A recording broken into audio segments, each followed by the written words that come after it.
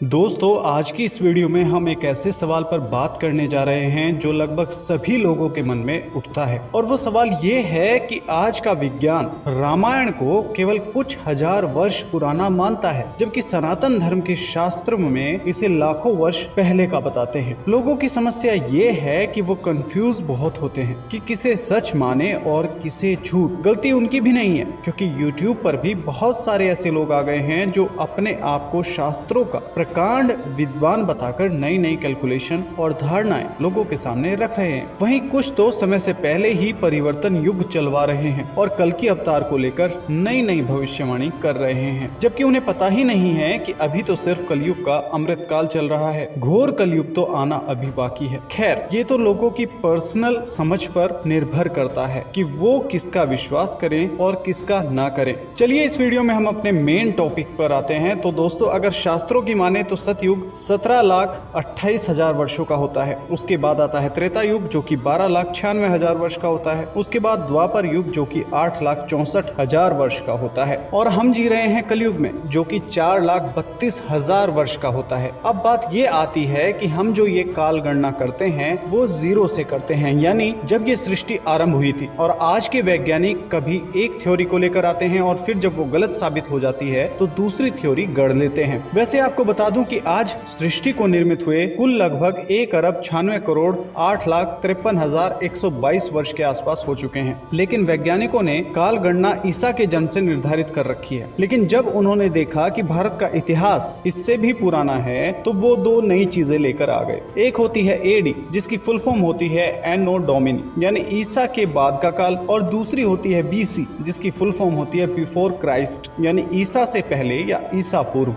दोस्तों, आप सबको पता ही है और मैं अपनी पुरानी वीडियोस में बता भी चुका हूं कि भारत के अधिकतर इतिहासकार वामपंथी रहे हैं, जो सनातन के अस्तित्व को मानते ही नहीं हैं। विदेशी मार्क्स और लेनिन इनके आदर्श रहे हैं। इन इतिहासकारों ने सुनी सुनाई बातें इतिहास में लिख डाली हैं, जबकि हकीकत ये है दोस्तों कि आज से लगभग 5,550 वर्ष पहले महाभारत का युद्ध हुआ था, जो कि द्वापर युग के अंत में हुआ था शास्त्रों के अनुसार, जबकि रामायण हुई थी त्रेता युग में। रामायण जो काल है वो है वैवस्वत मनवंतर की 28वीं चतुर्युगी के त्रेता युग का। वैदिक गणित और विज्ञान के अनुसार ये सृष्टि 14 मनवंतर तक चलती है और उसके बाद इस सृष्टि का अंत हो जाता है और नए ब्रह्मा के साथ ही नई सृष्टि की रचना होती है। इसका मतलब है कि ये सृष्टि 71 चतुर्युग की होती है। चतुर्युग में 4 युग होते हैं, सतयुग, त्रेता युग, उसके बाद द्वापर युग और फिर कलयुग। अब तक इस सृष्टि के 6 मनवंतर बीत चुके हैं। फिलहाल 7वां मनवंतर वैवस्वत मनवंतर चल रहा है। हर एक युग की काल गणना मैं शुरुआत में बता ही चुका हूँ। अब आते हैं रामायण पर। प्रभु श्री राम के जन्म होने और हमारे समय के बीच द्वापर युग है जो कि 8,64,000 वर्ष का है। आपको पता ही है कि कलयुग फिलहाल लगभग 5,200 वर्ष के आसपास बीत चुका है। तो अगर हम इन दोनों कालखंड को जोड़ दें तो आएगा 8,69,155 वर्ष।